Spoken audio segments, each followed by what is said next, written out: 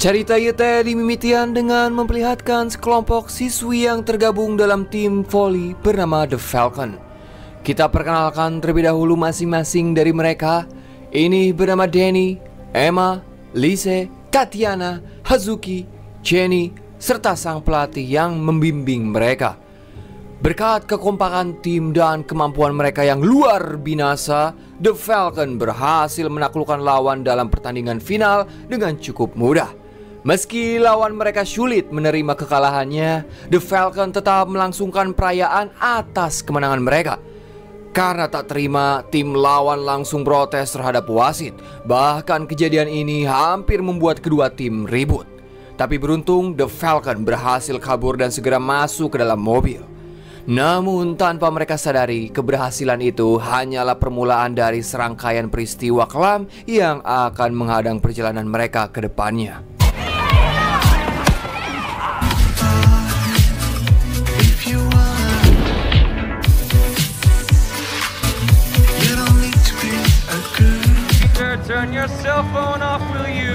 Baru menempuh seperempat perjalanan, mobil mereka malah menabrak seekor kotok yang tengah berdiri di tengah jalan.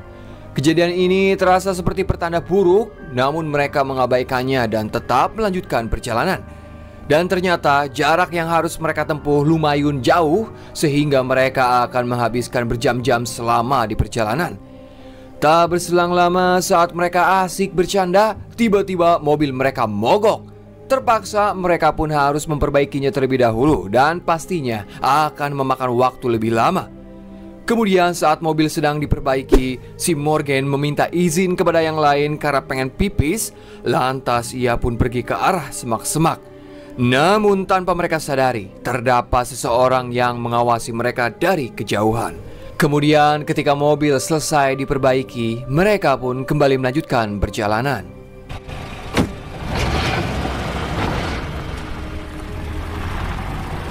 Akan tetapi belum juga terlalu jauh perjalanan, mereka kembali dihadapkan pada rintangan baru.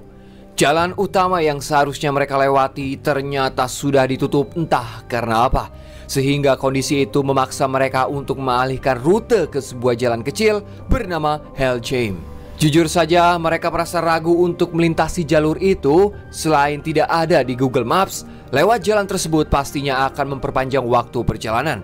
Apalagi jalan tersebut masuk ke dalam hutan. Tapi apa boleh buat, jalan itulah satu-satunya pilihan yang tersedia untuk melanjutkan perjalanan mereka.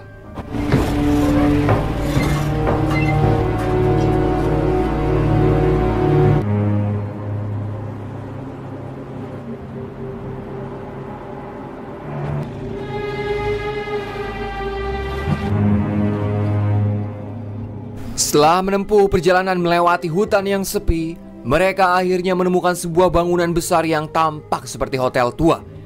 Namun suasana tempat itu jauh dari kata nyaman. Alih-alih menyerupai penginapan, bangunan tersebut justru lebih mirip sebuah bar kumuh yang sering dijadikan tempat orang-orang mencurigakan.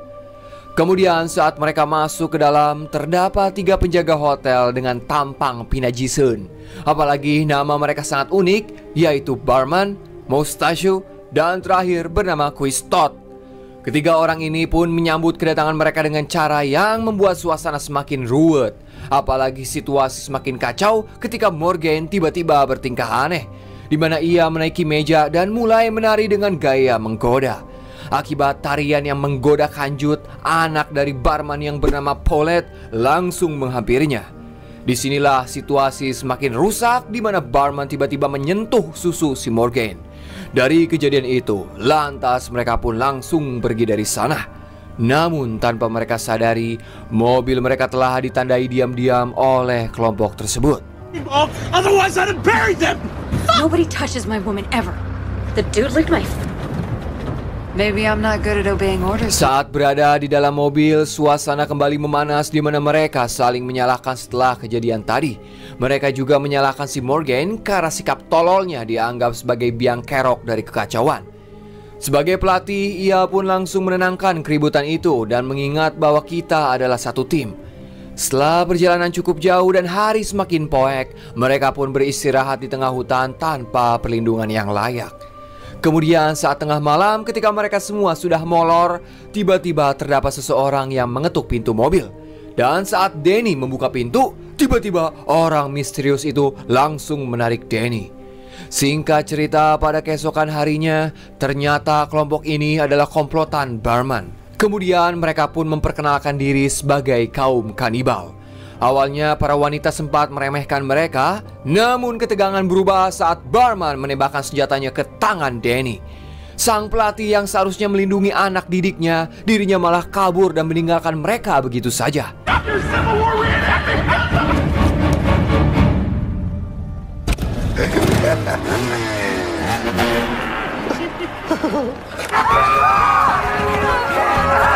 Seketika para gadis itu langsung panik luar biasa, apalagi setelah Barman memerintahkan anak buahnya untuk mengejar mereka. Dalam kekacauan ini, mereka pun terpecah menjadi dua kelompok. Kelompok pertama berisi Hazuki, Morgan, dan Emma. Sementara kelompok kedua terdiri dari Danny, Lise, Jenny, dan Tatiana. Sayangnya nasib buruk harus menimpa Danny, di mana ia menjadi korban pertama dari kelompok kanibal tersebut.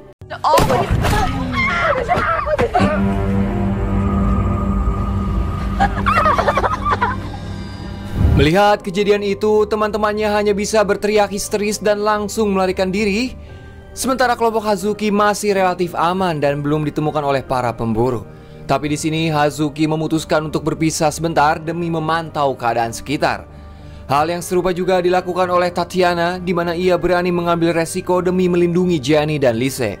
Sayangnya Jenny dan Liz bukanlah rekan yang bisa diandalkan dalam situasi genting seperti ini. Alih-alih bersembunyi dengan baik, mereka malah nyoredat dan jatuh ke dalam lubang kotoran, di mana tempat itu digunakan untuk buang hajat para si pemburu. Ya, dengan terpaksa Jenny dan Liz memilih bertahan di situ daripada tertangkap.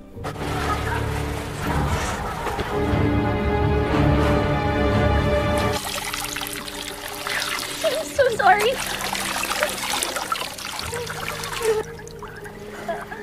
I'm so sorry.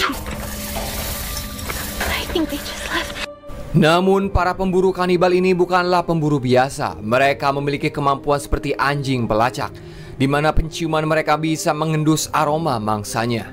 Sedangkan si pelatih yang sebelumnya kabur lebih dulu, kini dirinya hanya sendirian di tengah jalanan sepi. Sementara kelompok Hazuki sedang berusaha mencari tempat aman. Namun di tengah perjalanan, mereka bertemu dengan salah satu pemburu aneh, di mana pemburu ini mengeluarkan suara menyerupai burung. What in the world?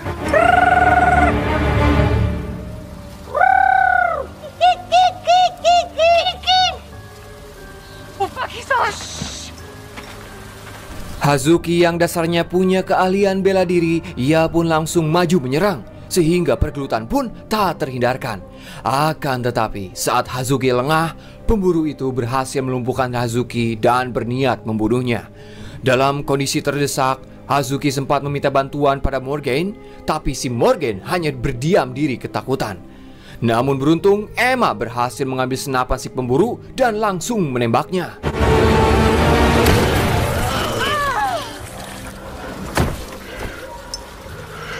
Did he smash your teeth?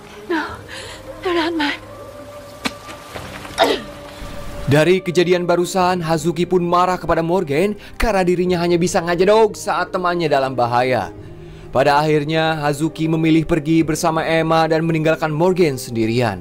Sementara nasib sial juga harus menimpa Liz dan Jenny, di mana mereka masih terus dikejar oleh para pemburu. Saking takutnya, mereka berdua malah terpisah dan membuat Jenny tersesat masuk ke dalam hutan. Tapi beruntung, ia menemukan anak-anak pramuka yang sedang berkemah.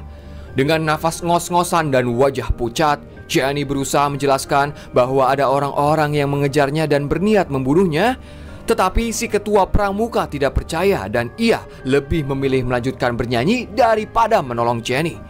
Nah, dari sinilah kelompok pramuka itu harus menerima nasib buruk. Here, Raymond, catch. Oh, good Lord, will welcome.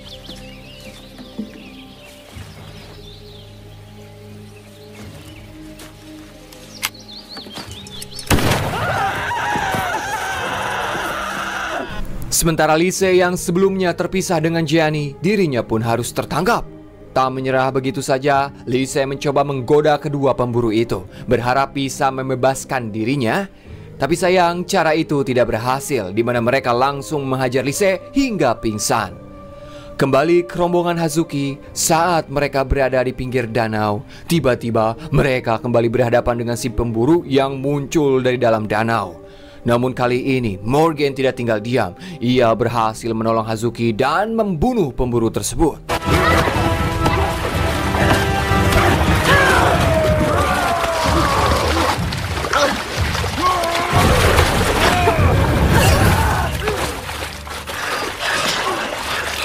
Sayangnya baru saja Morgan merasa bagaikan pahlawan, insiden tak terduga terjadi di mana ia terpleset dan secara tak langsung parang yang dipegang Morgan malah menusuk perut Hazuki. Lebih tololnya, Morgan sempat bertanya, "Teu naon maneh Suki?" Padahal jelas-jelas parang itu menembus perutnya.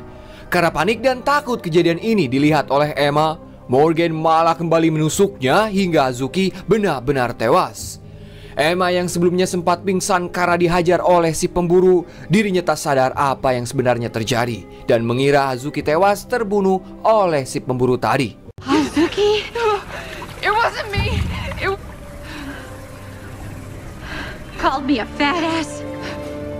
Hazuki. Di sisi lain, Tatiana yang kini sendirian, ia pun terus berusaha melarikan diri meski situasinya lebih sulit. Karena sekarang dia berada di markas utama para pemburu kanibal. Dengan merangkak perlahan-lahan, Tatiana pun nekat masuk ke dalam. Di sana, ia melihat para kanibal itu sedang memotong-motong daging manusia. Tapi beruntung, Tatiana berhasil lolos dan menemukan mobil yang terparkir di luar. Namun baru saja menghidupkan mobilnya, tiba-tiba salah satu kelompok kanibal muncul. Hingga pertarungan pun tak terhindarkan.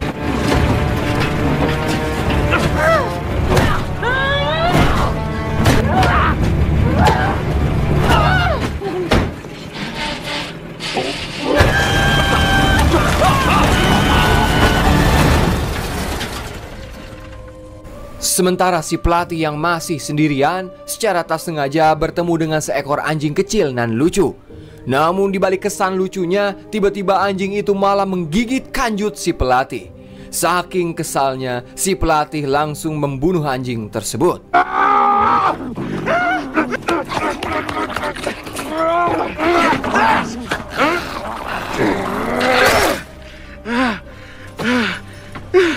Sedangkan Jenny dirinya beruntung karena bertemu dengan Emma dan Morgan. Kemudian saat mereka menelusuri tempat itu, pada akhirnya mereka menemukan mobil grup The Falcon dalam kondisi baik. Lantas mereka pun langsung masuk ke dalam, siapa tahu ada barang yang bisa membantu mereka. Tapi sayang, tak lama dari itu para pemburu masih berkeliling mencari keberadaan mereka. Nah, dengan keterampilan voli yang mereka miliki dan kerjasama, lantas mereka bertiga memberanikan diri untuk melawan para pemburu.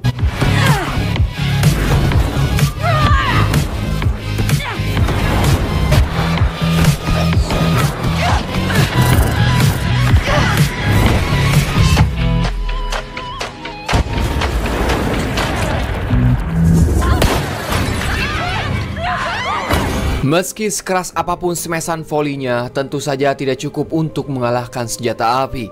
Dan pada akhirnya, para pemburu itu berhasil menangkap Morgan. Akan tetapi, Emma tidak bisa membiarkan semuanya berakhir begitu saja. Lantas ia pun mengajak Jenny untuk menyelamatkan teman-teman mereka yang telah disekap. Di sisi lain, ternyata Morgan, Lise, dan Tatiana sedang menghadapi ajal di ruang ritual para kanibal. Sebagai pemimpin kelompok, Barman telah membuat ketiga wanita itu sangat ketakutan. Sadisnya, Barman menunjukkan kepala Denny yang sudah terpenggal. Dan gilanya, kepala Denny disimpan di atas piringan lagu. Sementara Jenny yang mendengar teriakan teman-temannya, ia pun berusaha masuk melalui loteng sambil menyaksikan kegilaan yang dilakukan Barman dan pengikutnya. Kemudian, Barman mulai memilih korban pertama secara acak, di mana ia akan memilih si korban saat lagunya berhenti. Tapi beruntung, kekejaman Barman terhenti saat Jenny dan Emma langsung menyerang para pemburu menggunakan senapan yang ia temukan. Drill her, not me. Drill her head.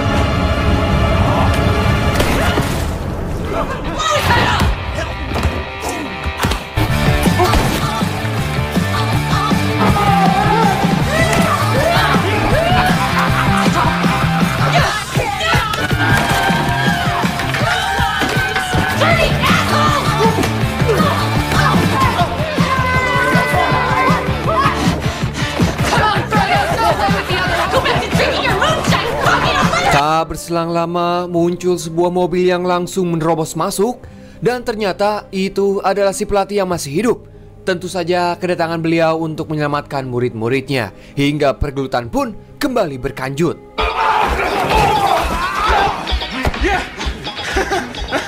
Surround me! Through! When a girl.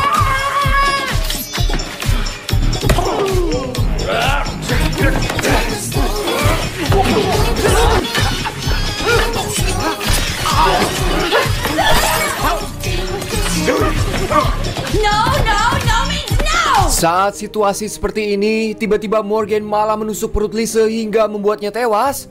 Jenny yang melihat kejadian itu, dirinya pun sangat marah dan langsung menantang Morgan gelut 1 lawan 1. Di sisi lain, akhirnya Tatiana berhasil membunuh barman dengan cara menusuk congornya.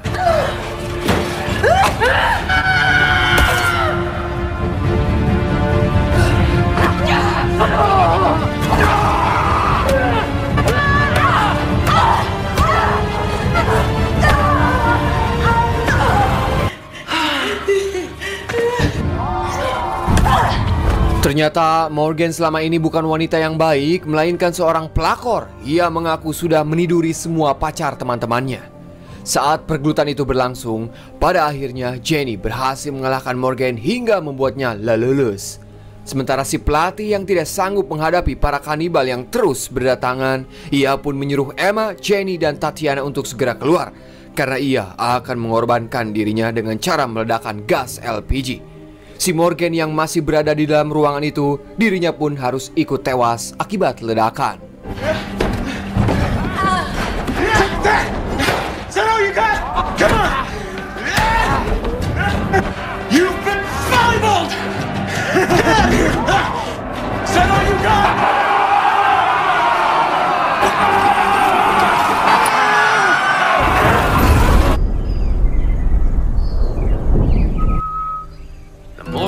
Our story, choose when you're in jeopardy. Is when a fucker nightmares just turn on a cartoon. From Hello Falcons. Dan film pun anggesan.